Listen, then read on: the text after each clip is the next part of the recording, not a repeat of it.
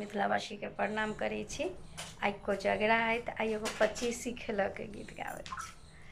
सखी है हसीनी के बुनी झीसी, भौजी संग खेलब 25 ना। सखी है आसीनी के पूर्णिमा, देवर संग खेलब 25 ना। सखी है आसीनी के बुनी झीसी, सारे संग खेलत 25 ना। कथी के थारी कथी के कौड़ी, कथी के थारी कथी के कौड़ी, कथी के अछि 25 देवर संग खेलब ना। कथी के अछि 25 ओ सारे संग खेलथिना।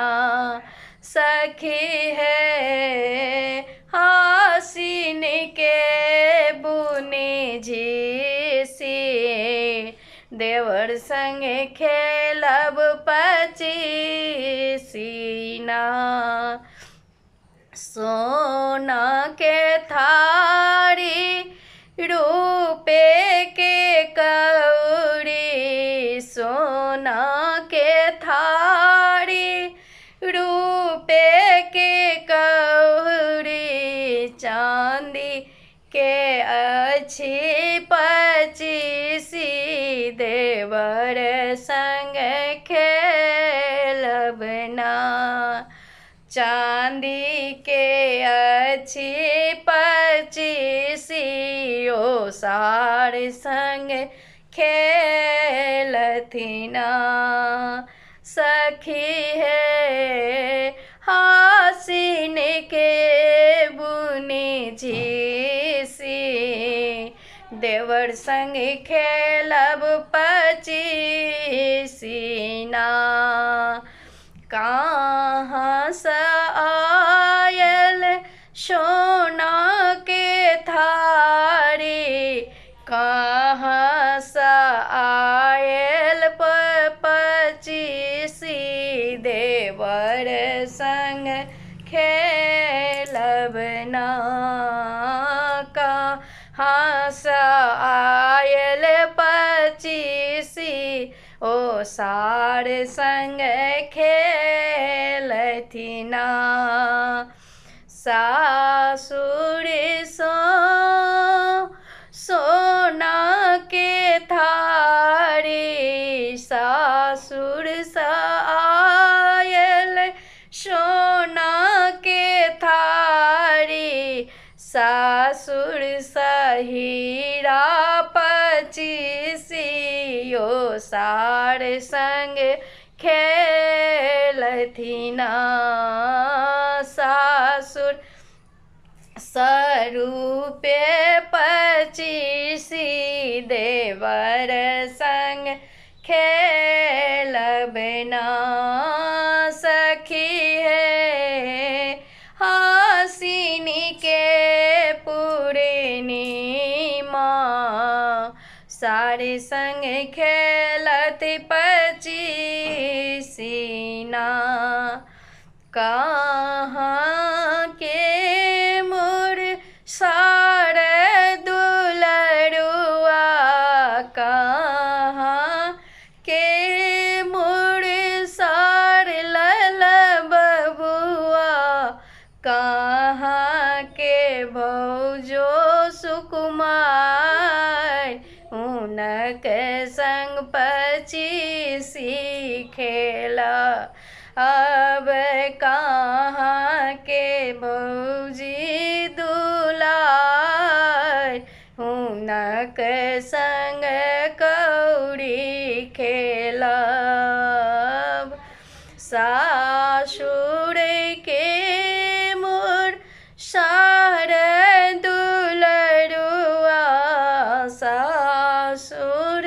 के मोर सार लल बबुआ कुल के भौजो दुलार हुनके संग पची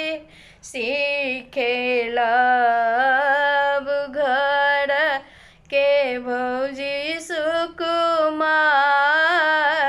हुनके संग पची सीखेलब सखी है सावन के बुने झीसी देवर संग खेलब पचीसीना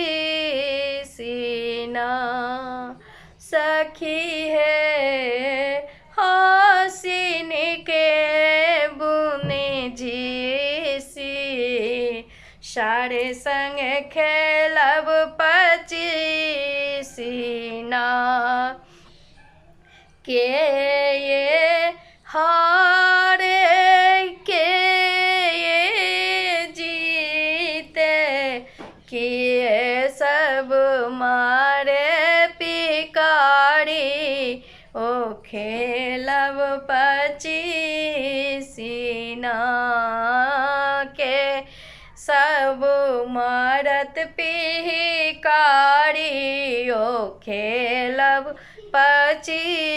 पचीसीना सारे हुनक हारे भैया जीते भौजी हुनक हारे देवर जीते सखी सब मारे पिकारी ओ खेलब